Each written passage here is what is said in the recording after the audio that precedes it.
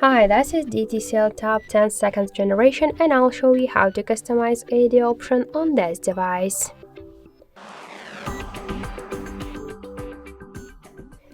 So we should first launch the Muviz Edge application. Just tap on it. In AOD section, select one from the available tabs and tap to apply. So after that, just let's go back, switch AOD to the settings, tap to always on display. Here on the right upper corner you got this switcher with which you could activate or turn off the AOD option.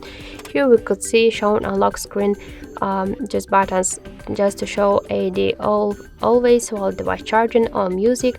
We could also use these options separately altogether.